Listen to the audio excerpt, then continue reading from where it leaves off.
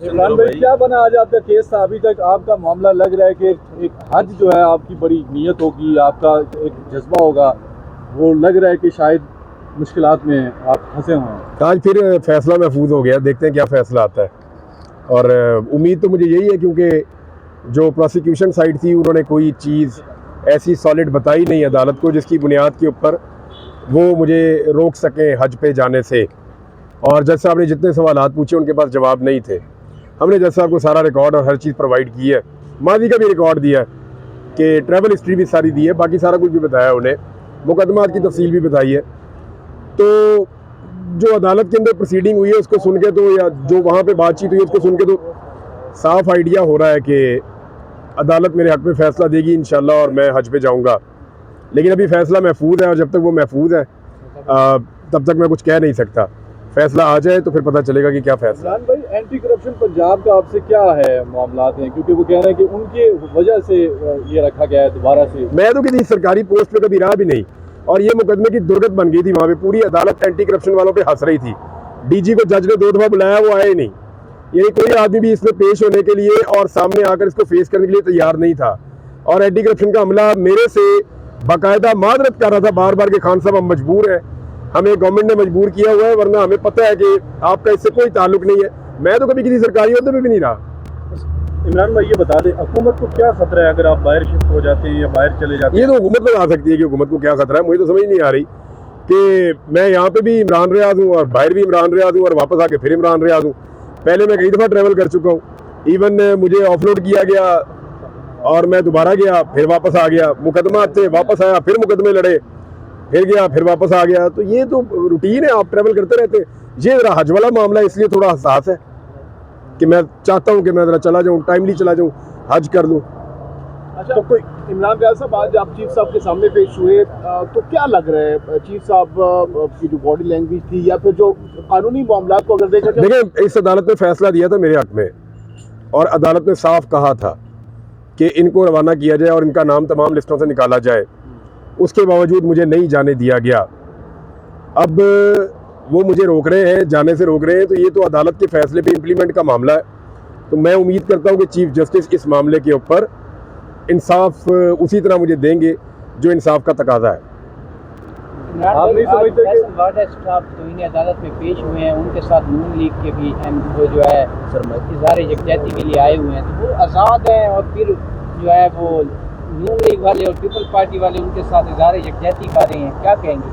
कोई भी आज़ाद नहीं है, सबको पता है, कोई भी आज़ाद नहीं है। सारे बंधे हुए हैं बेचारे, हाथों पैरों से बंधे हुए हैं, ज़बान से बंधे हुए हैं, दिमाग और सोच से बंधे हुए हैं, बहुत बुरी तरह कैद में है बेचारे। कोई आपको ऑफर दी जाती है कि आप बाहर ना जाएंगे किसी तरफ से? कोई यानी कौन ऑफर देगा, किसकी जरूरत है? कोई हुकूमत या कोई और? नहीं, कोई नहीं, कोई ऑफर नहीं। मुझे कौन ऑफर देगा? बाहर जाने की ऑफर देगा? जो देगा मैं कहूँगा जान दे। बाहर ना जाएं, आप बाहर ना जाएं। नहीं, बाहर ना जाने की तो ऑफर हो ही नहीं सकती। वो तो ये रोक दिया उन्होंने, वो तो ताकत के जरिए रोका, अपने कानून को इस्तेमाल करते हुए गलत तरीके से। अच्छा, एक दफा इमरान भाई, एक दफा अदालत फैसला देती है, उसके बाद जब तक तौहीन अदालत का नोटिस नहीं जाता उस वक्त तक अमल दरामद नहीं होता। मैंने तौहीन अदालत का नोटिस, तौहीन अदालत की कार्रवाई के लिए भी अदालत में पटिशन दायर की है और एक नई पटिशन भी दायर की है। और मैंने पहले से बताया कि कौन कौन से मुकदमा है, सारी तफसीलात भी अदालत में दी हैं, और ये भी बताया कि मुमकिन तौर पर फर्दर ये क्या कर सकते हैं। उन तमाम चीज़ों को देखकर मुझे लगता है अदालत एक ऐसा मरबूत फैसला दे जिसकी बुनियाद पे फिर हज के रास्ते में रुकावट ना डल सके।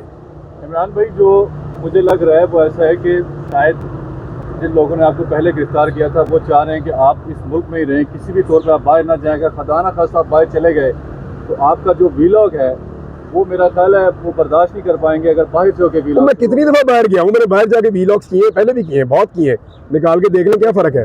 मैं पाकिस्तान में भी यही हूँ, बाहर भी यही हूँ। लेकिन उनको मैं यार देखो, मैं मुस्तकिल हैसियत में ना चले और वहाँ से वीलॉग मुस्तकिल ना आना शुरू हो जाए। तो मुस्तकिल ही कर रहा हूँ, यहाँ पे भी कौन सा वक्फे के साथ कर रहा हूँ, रोजाना 2 वीलॉग करता हूँ। कुछ लोग कहते हैं कि बाहर जाके आदिल राजा बन जाएगा अगर बाहर चले गए तो। आपको लगता है? आदिल राजा की ट्रेनिंग किसने की है?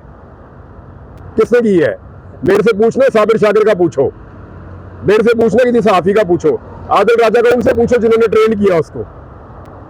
मुद्रमान कमीशन रिपोर्ट में एफआईआर बना लिया कि ट्वीट क्यों किया मुद्रमान कमीशन को, उन्होंने बुला लिया मिनिस्टर गोहर को और खान साहब के बारे में भी अच्छा, ये मामला हाई कोर्ट में आ गया मेरी इतला के मुताबिक, और कियानी साहब की अदालत में शायद लग गया है, नोटिस भी हो गया FIA को। हाँ, FIA को नोटिस भी हो गया है।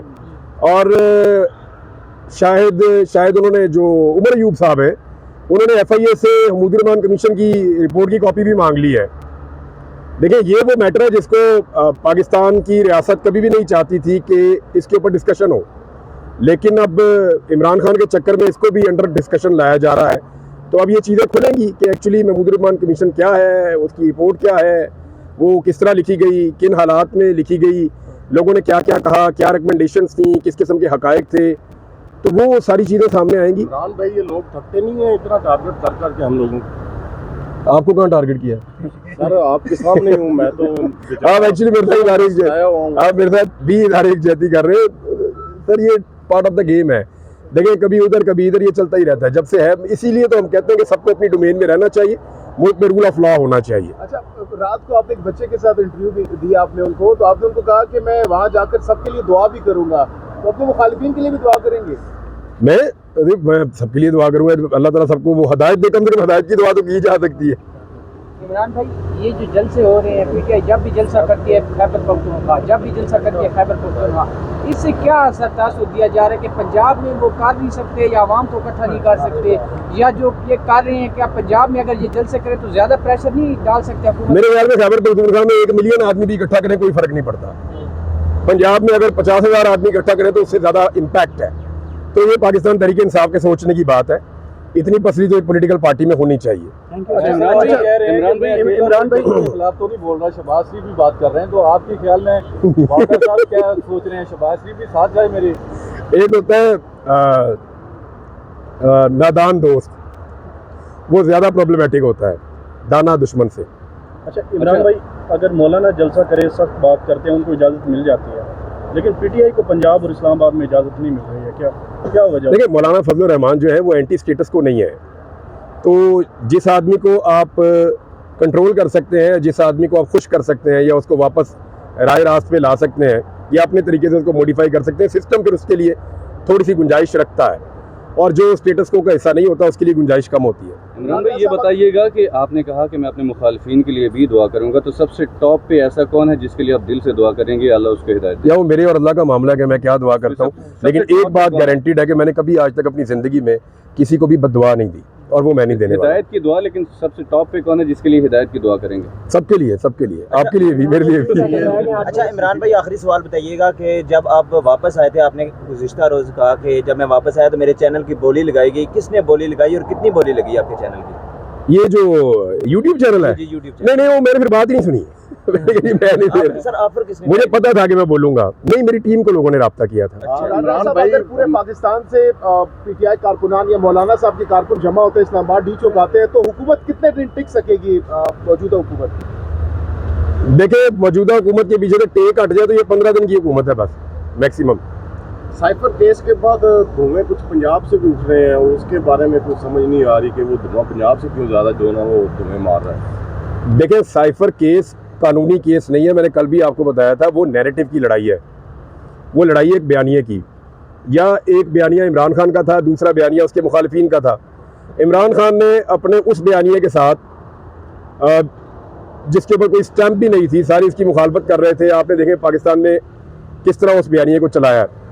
अब इस मरतबा ये है कि साइफर केस में इमरान खान की बरीयत के साथ एक अदालत की मोहर लग गई है उस बयानिए पे। तो एक्चुअली पाकिस्तान तहरीक इंसाफ का बयानिया जीता है। आने वाले दिनों में आपको नजर आएगा इसको इमरान खान कैसे इस्तेमाल करते हैं, क्योंकि पॉलिटिकल आदमी इतनी बड़ी चीज़ को कभी भी ज़ाया नहीं होने देगा।